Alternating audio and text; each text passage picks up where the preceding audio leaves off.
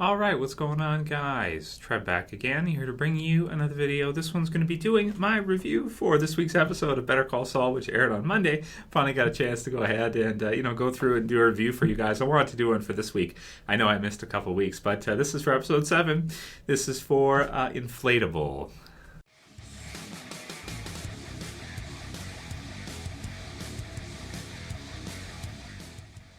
So I definitely wanted to go ahead and do a review for this episode for you guys, and the last couple have been really good. Even though I feel like Season 2 started off a little slow because we had a lot of the kind of Davis and Maine stuff with Saul. Spoiler warning, by the way, if you guys aren't caught up. Finally, that stuff has come to an end, and we're seeing Saul become Saul, or Jimmy go back to his Saul, roots, so to speak, which is really what I want to see from his character. It just makes it to be a lot of fun, and I much more, enjoy kind of the troublemaker Jimmy versus the Jimmy trying to play by the rules. It's just not as entertaining to watch.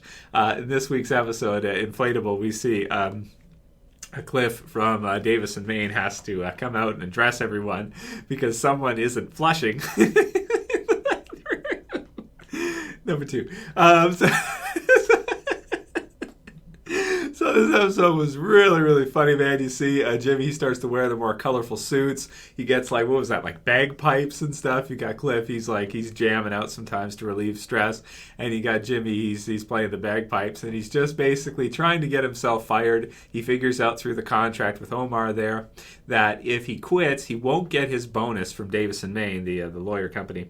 But that if he gets fired without cause, just let go because they don't like him, so to speak, then he gets to keep his bonus. So Cliff gets so tired of it that he decides that he's just going to let him go, as much as he probably hates to give that up and everything. He just can't wait to get rid of him. So I'll read the description from the wiki for this episode, and then we'll talk about some of the different parts. It says, in the early 1970s, a young Jimmy is working in his father's store when a grifter enters and attempts, I liked it how he knew the word grifter, that was funny, and attempts to pull a con on Jimmy's father. Jimmy sees through the con and tries to warn his father, but he is too trusting and ignores him. When Jimmy's father is distracted, the grifter admits the con to Jimmy and is impressed he saw through it. He then tells Jimmy there are only wolves and sheep in the world, and Jimmy will have to choose which one he wants to be.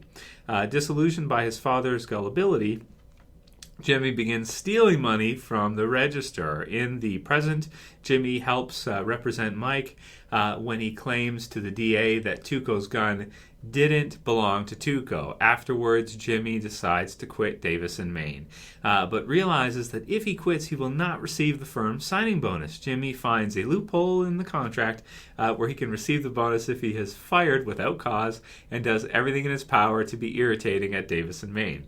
From dressing in obnoxious, colorful suits to causing a daily general nuisance, including not flushing, Cliff finally relents and fires Jimmy with the bonus. Jimmy approaches Kim and attempts to convince her to become a partner in their own law firm. Kim agrees, only on the condition that Jimmy play it out straight and narrow. Jimmy admits that he can only be himself, so Kim politely refuses his offer. Jimmy moves back to his old office at the nail salon. Meanwhile, Mike promises to buy Stacy a new house and begins scouting out Hector's restaurant. Kim approaches Jimmy and proposes a compromise, suggesting both she and Jimmy start separate solo firms, but base themselves out of the same building so they can share expenses and lend each other support if needed. She asks if Jimmy is willing, and Jimmy pauses. That's the end of the episode. So I really love this week's episode, man. This one was a lot of fun. Just hilarious to see all the stuff with Jimmy at Davis and Maine. I laughed so hard I almost spit up. I was drinking, with the flushing thing. I was drinking coffee and I almost spit it up. It's just so funny, man. I did like the flashback. I like all their flashbacks and how they do them. It's pretty amazing. Sometimes they can make them look like skinnier. They've done it with Chuck before, where they make him look younger at the dinner table and stuff. And I kind of see Chuck's position now with Jimmy and kind of the way he acted in the end of the first season there. Whereas before, I was kind of like, oh, screw him, man, he's just a bastard. Right now, we kind of get to find out a little bit more about Chuck's side of things. Always two sides to a story, that he was actually stealing from their dad, and their dad would never believe it, and this kind of deal. And he's too trusting and just wouldn't believe that people, it just sees it himself as this really great quality, and that he would never do that to other people. Thinks that other people wouldn't do it to him, and unfortunately, other people, well, they will. Which is unfortunate, but that's the reality of the world we do live in. That nice people often get taken advantage of, and you can be nice, but you got to be choosy and careful with who you're nice to. So crazy stuff, man. So the episode really fun, really funny. The ending. With Kim and Jimmy. So I thought this was really in character for both, and I like the writing because with Kim, you got to see it. She's very analytical. She's very smart, and she probably doesn't want to be in leagues with Jimmy because she'd be worried that Jimmy would maybe break the law or do something. She knows that he will, and that if he gets caught, he'll go down. Sinking ship will go down, and if she's with him, she may get caught too, or she may be put into an ethical situation where, maybe it could be an accounting thing where he's not reporting, income or something, or who knows what the hell Jimmy kind of trouble he would get himself into, and she doesn't want to involve herself with that directly because then she could go down with it.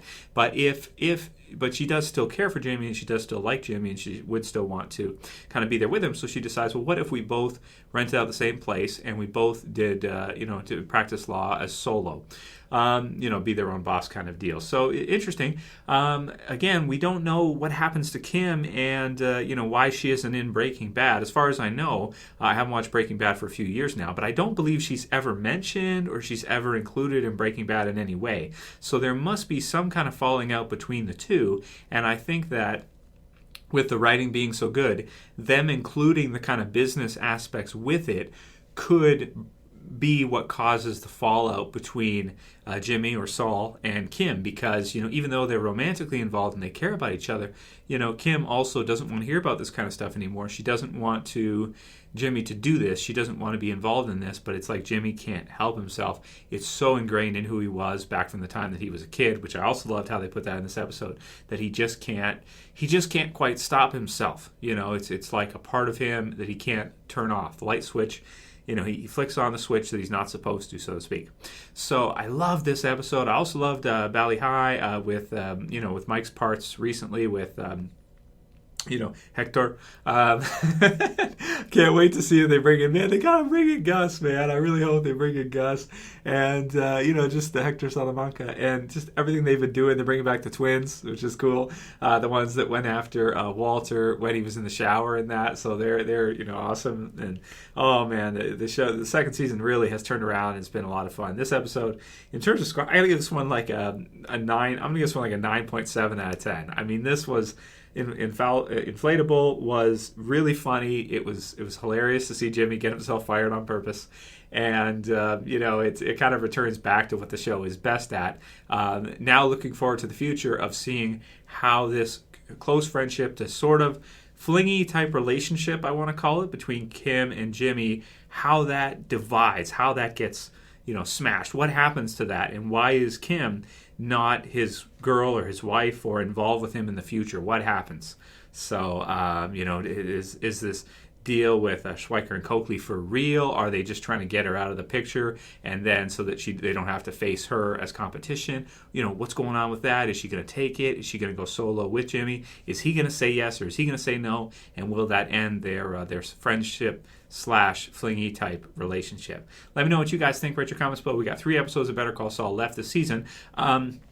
Definitely would want to review them for you guys. It depends how backed up we get with Walking Dead, how busy we are with the reviews and the channel and everything and discussions. But definitely enjoying the hell out of Better Call Saul as always. Love the show. So much fun. Let me know what you guys thought about the episode. Write your comments below and what the funniest part was for you. Maybe it's with that super anal girl that was had all the notes, the black hair and stuff, and Jimmy, and she points out this is number 2. Write your comments below, guys. If you like this video, please thumb it up below. Please don't forget to thumb it up. It always helps on the video and helps me out, and I appreciate it. That's your part. You can do. You can share. You can favorite. And if you're new and you want to subscribe and want to see more reviews from me, be it Better Call Saul, Walking Dead, Game of Thrones, Fear the Walking Dead, whatever the hell else we're going to talk about this year. We'll see. Mr. Robot, maybe. You can subscribe at the bottom left. That's it for this video today. I'll see you guys again real soon for a Walking Dead video. Probably tomorrow. So this is Trev saying peace. See you guys.